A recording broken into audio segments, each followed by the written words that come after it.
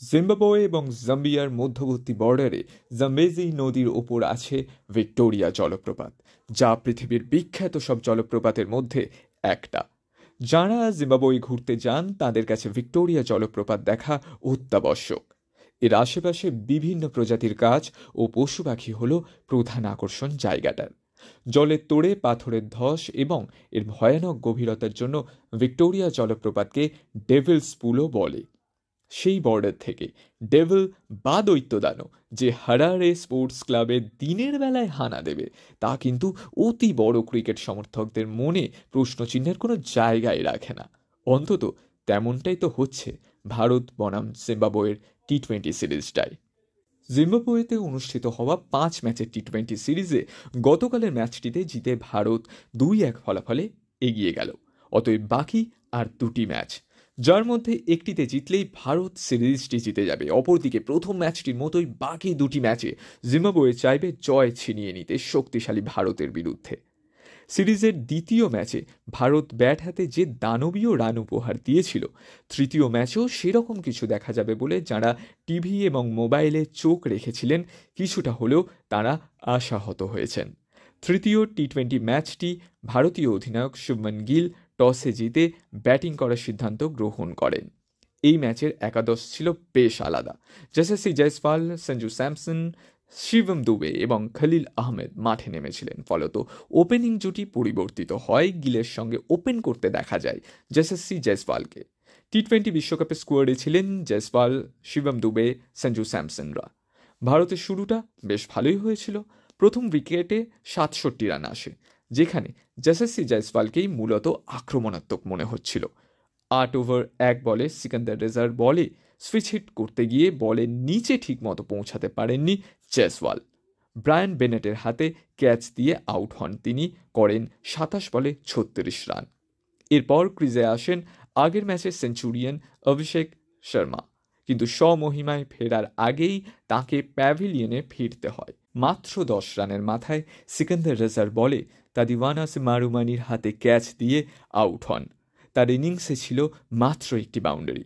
81 রানে 2 উইকেট পড়ার পর গিল ও ঋতুরাজ 72 রানের পার্টনারশিপ করেন। 18 ওভারের মাথায় গিল 66 রান করে এবং 20 ওভারের মাথায় ঋতুরাজ 49 রান করে যখন আউট হন, ততক্ষণে ভারত সুবিধাজনক জায়গায়।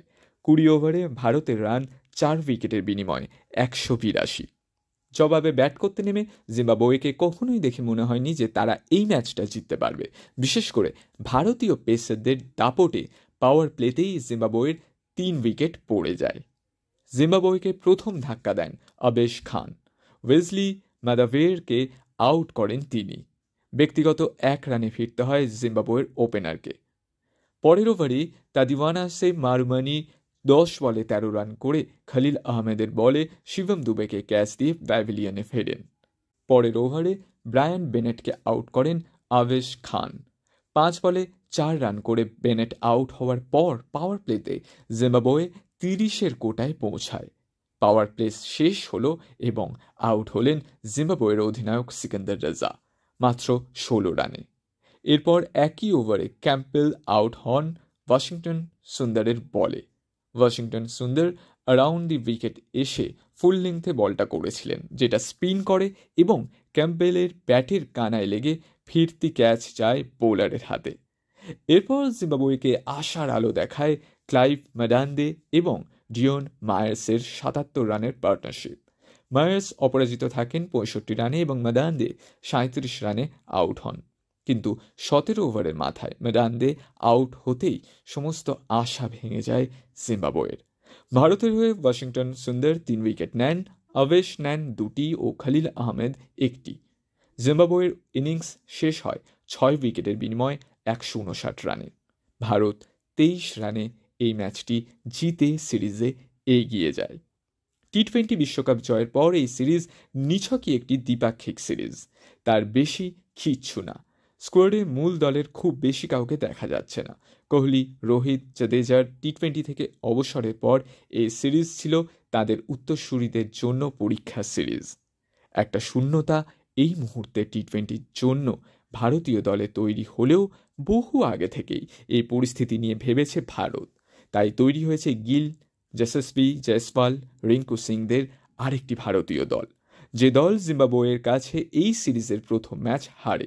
ওই একটা পরাজয় চারিদিকে গুঞ্জন সৃষ্টি করেছিল। যায় রবের মাঝে এলো 234 রানের ম্যাচ। ভারত জিতল 100 রানে। ফিরল ভারত নতুন কয়েকজন উদীয়মান তারকাকে সঙ্গে নিয়ে। ভয়ডরহীন ব্যাটিং এবং বোলিং ও ফিল্ডিং পাওয়াই লক্ষ্য এই দলের থেকে। কিন্তু এই টি-20 যুগে তাদের অনেকেই যে সংযম দেখাতে হবে, তা জিম্বাবুয়ে দল কিন্তু হাড়ে হাড়ে টের পাওয়াচ্ছে ভারতীয় দলকে।